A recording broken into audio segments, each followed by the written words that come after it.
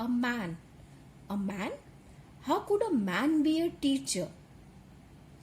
Well, he just told the boys and girls things and gave them homework and asked them questions. Here, Tommy and Margie were discussing about a male teacher. They were surprised that how a male teacher can conduct a class.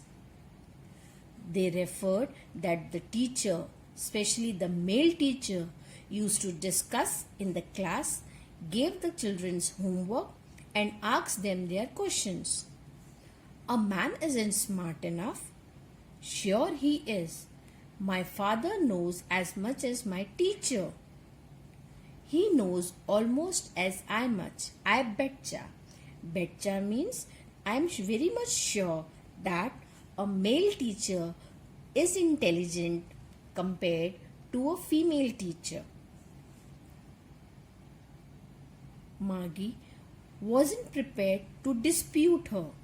She said, I wouldn't want a strange man in my house to teach me. Margie has never seen a school atmosphere, so she was against a strange person to enter the house and to conduct the class. Tommy screamed with laughter. You don't know much, Margie. As the boys have the tendency to boost off, Tommy said that Margie does not know anything regarding teachers. The teachers didn't live in the house. They had a special building and all the kids went there. Here, the special building refers to the school.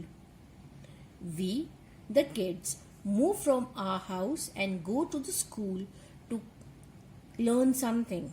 So Tommy and Margie, they both were referring about the present schools.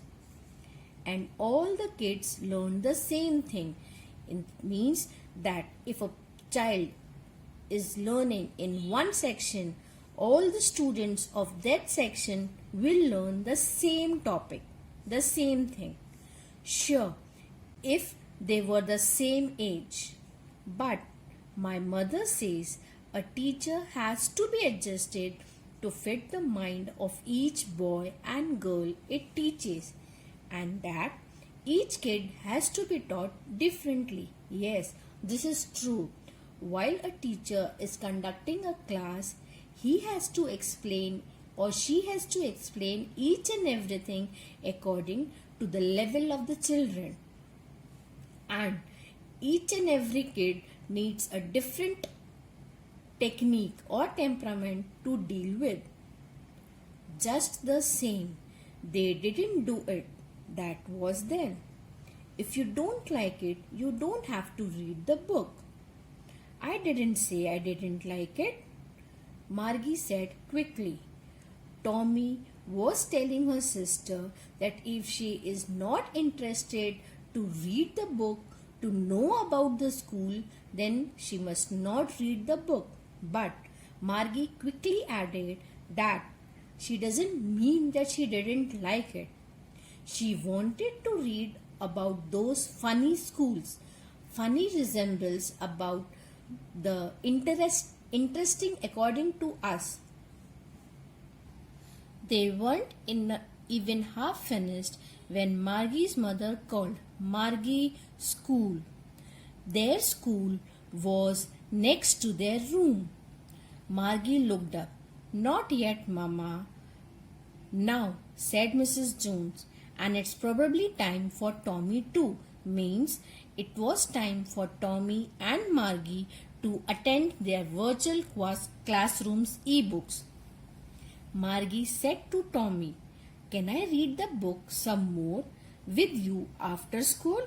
Now she had gained interest about the book, and she said Tommy that after her virtual e-books will be over, they would continue with the book which they had found. Maybe, he said nonchalantly. He walked away, whistling the dusty old book tucked beneath his arm. He took the book beneath his arm and walked, showing least interest. Margie went into the schoolroom, which was next to her room.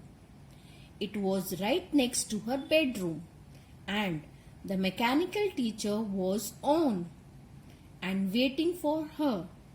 It was always on at the same time every day except Saturday and Sunday, because her mother said little girls learned better if they learned at regular hours. The screen was lit up and it said, "Today's arithmetic lesson is on the addition of proper fractions. Please insert yesterday's homework in the proper slot." Here, Margie had started with the virtual classroom as seen in the picture. She was on her computer and the e-book learning was on. The mechanical teacher was going to start her arithmetic lesson, but before starting the lesson, he was telling Margie to insert her yesterday's homework in the proper given slot in the computer. Margie did so with a sigh. She was thinking about the old schools. Here, Margie was still thinking about the old schools. So that's why she was least interested in her learning. She was thinking about the old schools they had when her grandfather's whole neighborhood came. Laughing and shouting in the schoolyard, sitting together in the schoolroom. Now she was imagining our present school life. Students, kids, it is very important that we should have a school life where we learn how to interact with each other, how to unite, how to help others. Going home together at the end of the day after completing the school.